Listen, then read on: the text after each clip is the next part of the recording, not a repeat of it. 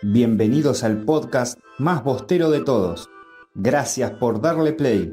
Mi nombre es Emanuel y esto es El Barco Sueco.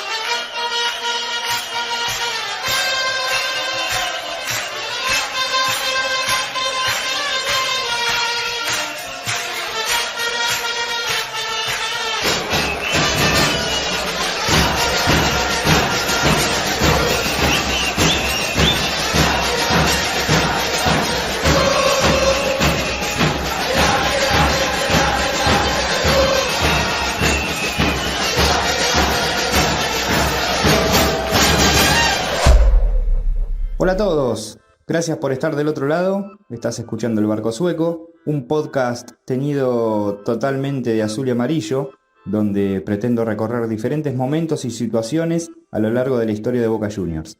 Cada episodio tendrá su historia que contar, su tema a desarrollar, su reportaje para presentar, y en este, que es el primero, quiero remontarme a un tiempo antes de la famosa historia del Barco Sueco. Quiero ir al momento donde 5 amigos inmigrantes italianos, Juan Farenga, Teodoro Farenga, Alfredo Scarpati, Esteban Baglietto y Santiago Sana soñaron con crear un club. Y me voy a detener puntualmente en este último porque fue el que le puso ni más ni menos que el nombre al club. Muchos barrios tenían su equipo representativo y según Sana, la Boca merecía tener un club con su nombre. Y le agrega el Juniors para darle el toque británico de la época. Tuve el honor de poder hablar con su nieta Amalia, que trabaja en la institución, y quiero compartir con ustedes esa charla donde cuenta cómo eran esas reuniones, cómo se vivía en aquella época, los recuerdos que tiene de su abuelo y cómo ve al club en la actualidad. Antes quiero agradecer a Luciano Vina, amigo y director de FM del Sur 103.7, de Verónica Partido de Punta Indio, y a Kevin Ponce, compañero de trabajo, porque ambos me prestaron su ayuda a la hora de la edición del audio y del video. Y a mi hijo mayor Franco, quien tiene el crédito por el nombre del podcast. A todos ellos, infinitas gracias. Ahora sí, después de esta breve introducción, con esta nota comienza oficialmente el episodio 1 de la primera temporada del Barco Sueco. Amalia Sana, nieta de Santiago Sana, uno de los fundadores de Boca Juniors. Amalia, muchísimas gracias por atenderme y por estar del otro lado. Bueno, gracias a vos, Emanuel. Buenas tardes. Quería saber cómo vivís vos el hecho de ser la nieta de uno de los fundadores del club. Imagino un orgullo enorme. Mira, es un orgullo muy grande con su responsabilidad, dado que yo me fijo mucho de lo que pasa en el club. Muchos no me escuchan, trato de mantener mis opiniones en determinados momentos para mí, pero bueno, no dejo, siempre que puedo, cuando estoy en el club, trato de velar un poco que no se vayan de los postulados del club que consignaron los fundadores, ¿no? ¿Y vos creés que dentro del club, recordemos, vos estás trabajando con el fútbol femenino actualmente? Sí, ahora a raíz de la pandemia estoy bastante guardada, lamentablemente. No, me estoy cuidando muchísimo. Está bien. Sí. ¿Vos sentís que se te respeta o se respeta tu apellido en el club por ser quien sos? Ni más ni menos que nieta de uno de los fundadores. Mira, con la gestión anterior sí. Con esta gestión no. Hay determinadas personas que se incluyeron en la lista y que no son realmente, serán hinchas de Boca, pero vinieron por su beneficio propio. Estar en Boca te representa muchísimas cosas. Influencias, tratos comerciales, en fin, una serie de cosas que mucha gente viene por eso. Entonces, o por figurar, está en la dirigencia, está bien. Lamentablemente, pero que no traen no vienen por un beneficio para el club y para el socio, obviamente, ¿no? Te propongo hacer por un momento un viaje imaginario a aquella época y te pregunto cómo los imaginás a ellos o cómo imaginás esas reuniones. Atilio Sana en un momento, hermano menor de Santiago, tu abuelo, Sí. decía que eran reuniones donde se hablaba mucho, pero que no llegaban a discutir, excepto cuando había que hablar de los colores, que por ahí no estaban tan de acuerdo. A ver, las conversaciones acaloradas. No te olvides que todos eran oriundos de italianos. Sangre caliente. No podés esperar menos de italianos en una discusión. Algunos más serenos, otros más ofuscados, más alterados, pero con pasión. Aparte, todos sabemos muy bien cómo se decidió el tema de los colores. Sí. Los colores se definieron en la Plaza Solís, mirando al río.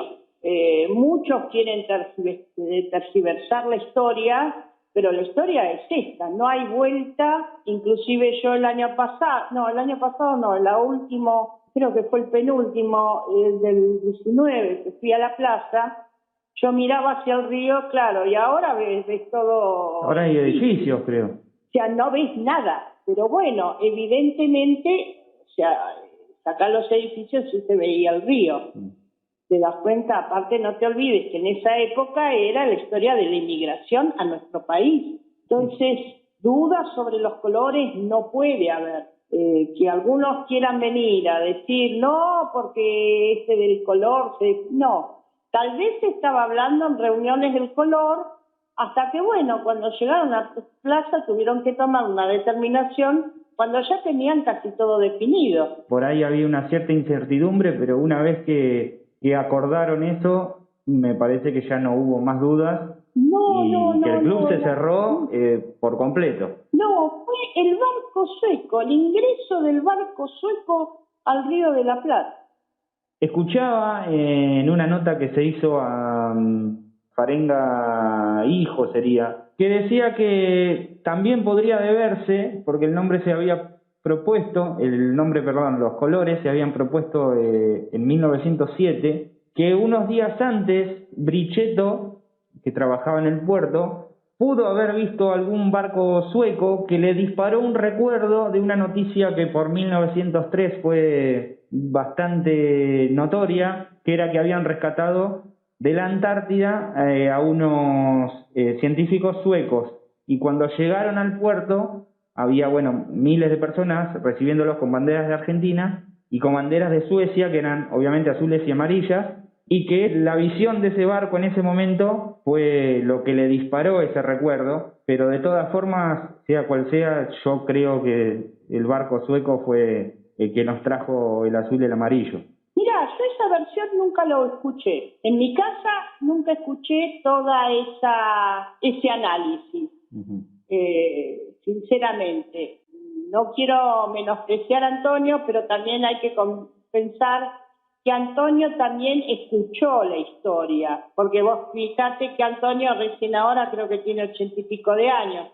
Restale, o sea, de que estamos hablando que la creación fue en el 1905, él no había, ni estaba en proyecto, ¿no? Yo esa versión sinceramente la desconozco, nunca la escuché. Te preguntaba porque por ahí obviamente vos, al estar en la familia, tendrás y habrás escuchado miles de cosas, como por ejemplo que tu abuelo le puso el Junior, el agregado de Junior, claro, a Boca. Porque en realidad, a ver, no sabían bien qué nombre ponerle. ¿Y por qué sale el Junior? El abuelo trabajaba en una empresa marítima, en la empresa Turner, muy importante en La Boca, que mi abuelo llegó a ser director de Turner, uno de los puestos más altos que había en la empresa. Obviamente que él entró de muy joven y y rodeado de ingleses, o sea que entraba hablando inglés e iba hablando inglés. Entonces, cuando estaban en las conversaciones, el Junior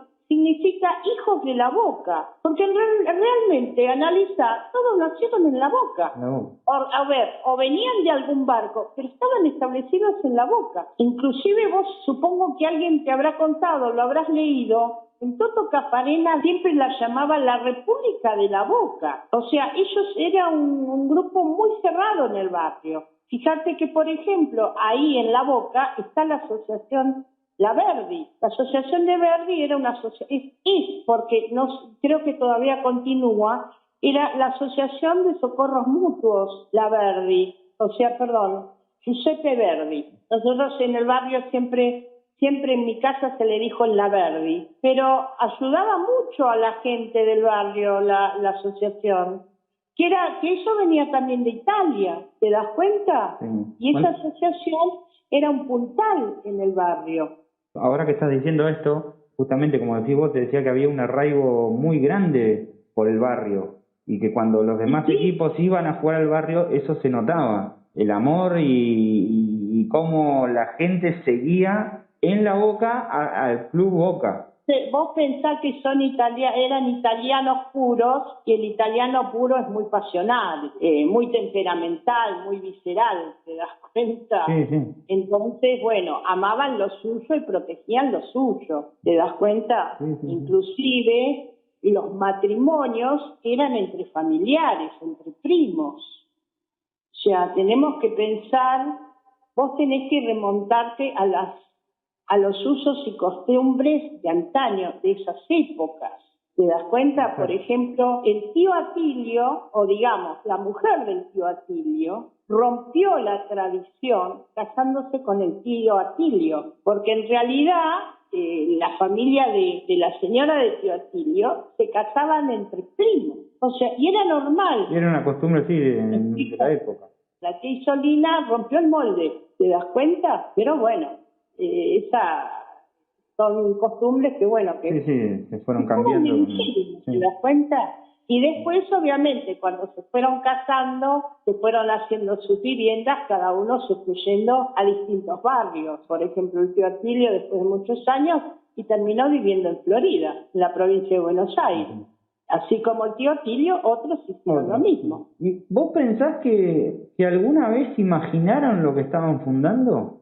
Mira, Carlos Aguas una vez me lo preguntó en un aniversario en la playa, y yo le dije que sí, y lo sigo sosteniendo, desde el momento en que se hizo la gira a Europa, que entre paréntesis que uno de los integrantes era el cuñado de mi abuelo, Vicente de Cap. O sea, Vicente de Cap fue a Europa con el equipo. O sea, si ellos no hubieran tenido, digamos, visionarios, no hubieran ido a Europa. Fíjate qué equipo fue a Europa en esa época, creo que fue en el 27, ahora con mi memoria por esos 25. Sí, no me acuerdo si es 25 o 27 en estos momentos, pero qué, digamos, dirigente hubiera ido al club, llevado al equipo a Europa. Sí, ya había una visión de que no quede solo en un club de barrio. Y no me sorprendería que el que tuvo la idea era mi abuelo, dado que mi abuelo tenía conexiones con Europa a través de la compañía. Tal vez lo habrán ayudado los cuñados, porque mi abuelo arrasó con toda la parentela y estuvieron todos trabajando, todos por el club.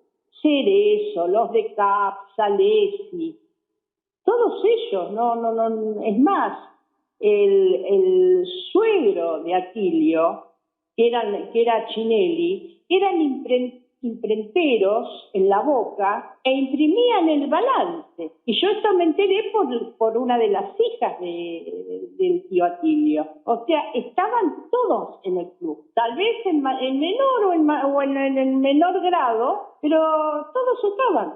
O sea que por ahí... ¿Eran misionarios? Sí, si no, no hubieran ido a Europa. Trabajaron para que el club sea grande. Claro, otra no hay. Yo querría saber si River fue a Europa, en qué año, o sea, qué club fue a Europa para esa época. Y ahora que nombrás la gira, en esa gira es donde nace el jugador número 12, donde nace el sobrenombre. Porque aparte de ser, no te olvides que aparte de ser dirigentes, eran socios y fanáticos del equipo, fanáticos de Boca. Para haber hecho ese viaje, que son no menos de 3-4 meses, porque no te olvides que iban en barco, Entonces, vos tenés que pensar que eran 3, 4 meses de dejar su actividad. Por más de que vos por más que tuvieran un buen pasar económica, pero son 4 meses que no está, y había que bancar. Había que bancar todo eso, sí. Y aparte, o sea, y todos los accesorios que hay en un viaje. Porque vos fijate que no hay ninguna mujer en este viaje, ¿eh? ¿Todos hombres? Sí, aparentemente sí. Nunca investigué el viaje, ¿eh? Cuando nació mi tío el menor de los 4 hijos de mi abuelo, que fue en el 27, ahí mi abuelo hizo socio a todos los hijos, a los 4. Entre ellos mi tía, Edelma, era la segunda. O sea que ahí también el abuelo, digamos, rompe determinados tabúes, que una mujer se asocia de un club de fútbol. O sea, era bastante adelantado el abuelo. Está bien, tenía visión a futuro. Aunque era muy conservador, pero se daba sus pequeñas licencias. ¿Llegaste a conocerlo vos? No, yo te cuento, yo nací un 1 de agosto y él falleció un 23 de julio. Ah, por unos días. Sí. Del mismo año estamos hablando, sí. Del mismo año. Ah. Pero bueno, escuchar a mis tíos, escuchar a mi padre, escuchar a mi madre, te da cierta melancolía de no haberlo conocido, pero bueno, no podés, son las cosas de la vida. Sí, me imagino, pero ahí no lo conociste en persona, pero habrás conocido todo cómo era él, porque una familia, supongo, toda postera, digamos, ¿no? Toda hincha de Boca. No, fíjate vos que no. Mi tía, obviamente, que de acuerdo a esa sociedad, nada que ver con el fútbol. Mi tío el menor, que llegó después de 14 años, después de los hermanos, tampoco, ahí los agarró cansados a mis abuelos. En sus últimos meses, mi tío empezó a seguir a Boca. Y mi tío el mayor no, porque se fue a vivir al interior. O sea, el que le hizo pata a mi abuelo fue mi papá. Mi papá llegó a ser presidente de asamblea y llegó a ser 2 veces candidato a presidente. ¿Puede ser que haya estado compitiendo con Armando? Sí. La última creo que fue por el 70 más o menos, que inclusive la fórmula era Scorza, Abatangelo, Sana, o Sana, Scorza, Abatangelo, ¿no? El papá del que hoy integra la gestión actual, de Pablo Abatangelo. Volviendo un poco atrás, que me quedó en el tintero porque lo he leído en alguna oportunidad, algunos ubican en esas reuniones de Plaza Solís, donde estaba Sana, Scarpati, Baglietto y los hermanos Farenga, ubican a Artemio Cárrega. Nunca lo oí nombrar, sinceramente. Te iba a preguntar si vos tenías alguna información al respecto, porque lo vi en algunas notas y yo no lo tenía, sinceramente. Bueno, te pregunto. No, mira, aparte, después de muchos años, o sea, últimamente que fue Sergio Briñardelo el que, digamos, abrió o le dio el gran empujón a la Comisión de Historia, pero muchos se han querido y se quieren subir al barco de la fundación. Por ejemplo, cuando nos hicieron el festejo para los familiares de los fundadores, resulta que había un señor con no sé si era el hijo o el nieto, y le digo, perdón, ¿y usted de qué familiar es? Y me dio un nombre, le digo, pero perdón, esa persona nunca fue fundador. No es fundador. Lo que pasa que él fue uno de los que llevó la bandera cuando se inauguró la cancha. Todos se quieren subir al barco. ¿Qué quieres que te diga? Para ir terminando, te hago 2 más cortitas. Si te queda algún recuerdo de tu abuelo, si tenés alguna medalla, alguna camiseta. Tengo la medalla de socio vitalicio. Uy, ahora me agarrás medio con mi memoria. La pandemia mi memoria la dañó bastante. Tengo las medallas, hay una foto justamente de asamblea de socios en La Verdi, Una foto que, bueno, hay que ubicarlo, es mucha gente, muchos hombres, mucha gente, y bueno, hay que saberlo ubicar a mi abuelo. Yo sé que debo tener algo más de mi abuelo, pero ahora no lo recuerdo. Parte de la historia del club la tenés en tu casa. O sea, la tenías en la familia y también físicamente de algunas cosas tenés materiales en tu casa. Y la tengo en mi ADN, que no es poca cosa. Que no pase de soberbia esto, ¿no? Estoy muy orgullosa de eso. Y bueno, es como como dice la canción, señores, yo soy de Boca desde la cuna. Yo digo, no de la cuna, yo llevo el ADN. Desde antes. Y la última para terminar, y ya esta es mucho más actual, te pregunto cómo ves al club hoy en día. Como el país, un desastre. Lamentablemente está, por eso te vuelvo a repetir, hay gente que se acopló a una lista para sacar su propio provecho y para alimentar su ego, ¿no? A costa del club. Han destruido muchas cosas, han perjudicado a muchos empleados, que yo lamento muchísimo.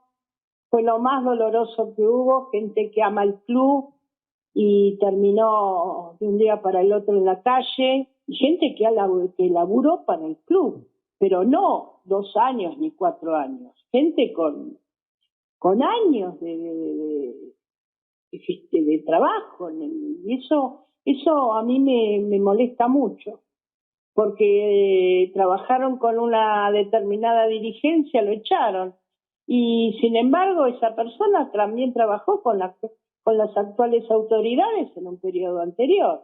Vos preguntás si por qué entonces los echaron. Cabe recordar a todo esto que inventado cargos cuando no lo sabía. Vos trabajás ad honorem en el club. Yo estoy ad honorem, yo no quiero nada para mí, yo quiero lo mejor para el club. Yo cuando he viajado con la Copa, yo me he pagado mi estadía, mi viaje. A mí el club nunca me pagó nada. Creo que fue un viaje cuando fui a la Libertadores con las chicas nada más, que estaba dentro de la comitiva. Pero una vez nada más, ¿eh? Después, el resto me lo banco yo. No, es lamentable. Esta dirigencia es lamentable. Lamentable lo que han hecho, una renuncia de un vicepresidente. Pero ¿en dónde se ha visto? Te ha elegido, has tenido la elección de todos tus socios, y vos le respondés así al socio. Me parece que para qué te presentaste, ¿no? Sí, y todos sabemos por qué fue la renuncia, ¿no? Sí. Bueno, Amalia, desde ya agradecerte por la charla. No, gracias a vos, Emanuel, y gracias por acordarte. Espero que, te hayas sentido cómoda en todo momento y que lo hayas disfrutado como lo disfruté yo. Y gracias nuevamente. Muchas gracias, Emanuel. Te mando un saludo. Gracias por llegar hasta el final. Te espero en el próximo episodio de El Barco Sueco.